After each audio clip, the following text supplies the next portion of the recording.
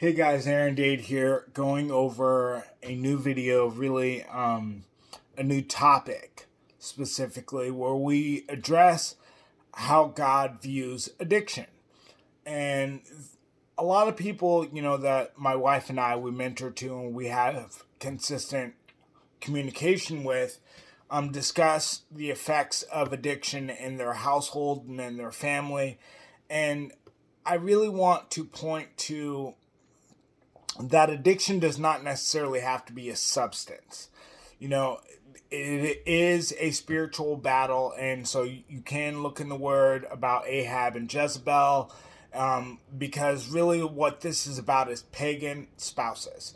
An addiction is a really strong relationship to a pagan spouse. I mean, it's really a marriage to a pagan spouse. It's something that you put control and self sabotage and zero self care. When I just don't care anything about myself, I ruin everything. That's self sabotage. When I ruin everything when it's good, there always has to be a problem.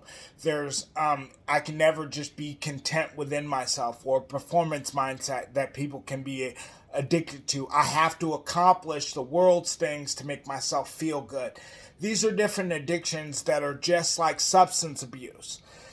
And substance abuse is just as important. There's your highs and your lows. I'm sure everybody knows what I'm talking about when speaking about substance abuse. And they really just have there are really just two different versions of this. Your highs is really trying to speed things up. I just really want to make as many decisions as possible because, I like the feeling of decision making, and I'm not really thinking of the result. Your lows are your lows, where I really want to slow down my decision making, because I may like or regret a certain decision. That also has to do with cigarettes and, depression and smoking in general. There's a lot of different ways that you can look at this, but it all is a different version of a pagan spouse. And if you look in Ahab and Jezebel, where it's in really, Kings and Chronicles, you can really see that it's just a different version of a pagan spouse. Jezebel was the queen of pagan spouses. She just basically, anything but God comes first. And so, she had this huge, more than crown, but she just really had this huge and really not even just ego. It was this huge amount of pride, which is lack of identification of who you really are.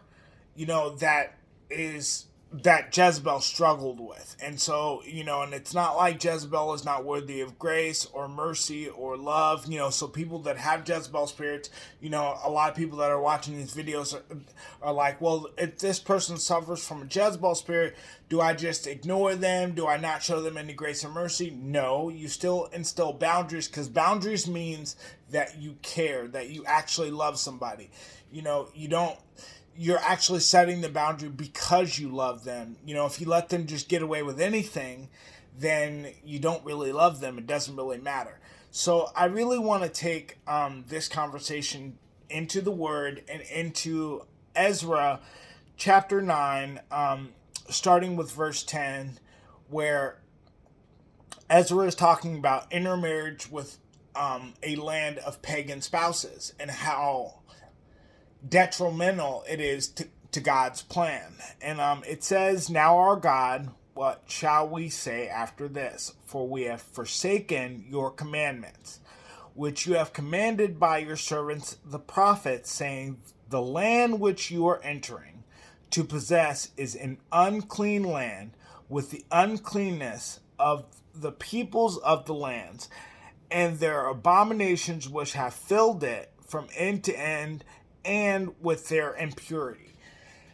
What they're speaking in terms of was intermarriage and how, the effect that it has on the land. Basically the generational effect it has when you have marriages to pagan spouses. And this is where addiction comes from, where people will literally decide, my addiction to control, my addiction to hurting myself, my addiction to both physically and emotionally hurting myself. My addiction to myself in general, narcissistic attitude. And really a narcissistic attitude is more of and it's more of a complex inside of yourself where you feel inefficient, or you don't quite measure up, so you really look at yourself like, I'm so great, even though inside you feel like you're really not that great.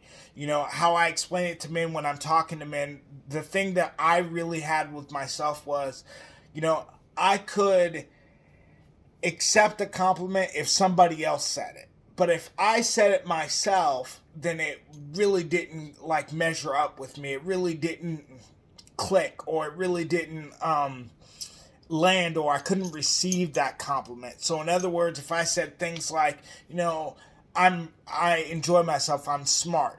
If somebody else said that I'm smart, I could receive the compliment. If somebody else said to me, Aaron, you're really smart, I could receive that compliment. But if I said it, I would kind of be like, yeah, I'm good, but there are other people that are a lot better. And that is one of those things where that narcissistic mindset is kind of where that begins, is where you feel inadequate. It's an inadequacy complex.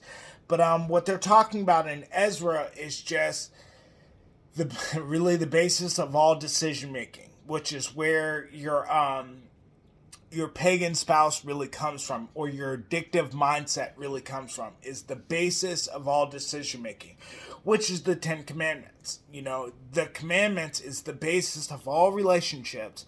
When we go into our mentorship programs, and I do this new 21-day challenge that I'm starting in August, we're going to go over the different 5 sets of relationship boundaries. Boundaries in general. There's relationship boundaries, intimacy boundaries, vulnerability boundaries, God habit boundaries, communication boundaries as well. So we're really going to go into that and dig into that, but the basis of all that is the 10 Commandments. And what it's saying in Ezra is that pretty much everyone in this land has forsaken the 10 Commandments. They've forgotten that they even existed. So they'll do any and everything against the will of God. And so that's where you have your pagan spouses, your up and your down versions of addiction, of even if that's substance abuse, your uppers and your downers, is really about neglecting true decision making and the process of decision making. You want to slow things down because you regret a certain decision, or it was good but it could have been better, so you want to do it over, or you want to speed things up because you just want to get as many decisions as possible in this span of time. And so when you're thinking about the 10 Commandments and God's simple voice, another thing that we can go over at a different time, but when you're really thinking about the basis for all decision making, like thou shalt not steal, do not steal objects or relationships. Thou shalt not covet thy neighbor's spouse. The comparison mindset, which is another thing that addiction comes from greatly, is I see this guy or I see this lady over here that has everything that I thought that I want in my life, so I go and behave the same way that they do. So again, like I said, if you really look at the commandments and how they've forsaken your commandments, how it talks about in Ezra, really, really interesting stuff, that they had pagan spouses and they forgot his commandments, the basis to all relationships. And so, I go on a lot into addictive personalities and addiction in, when I'm doing power hours and I'm mentoring with men and women. And then in this next 21-day challenge, we're really going to dig into communication, boundaries, and then also being able to claim your spouse. That's another video that I definitely would like to do. But yes, this is Aaron Dade, and just going over the addiction, personality, or mentality. Have a wonderful evening.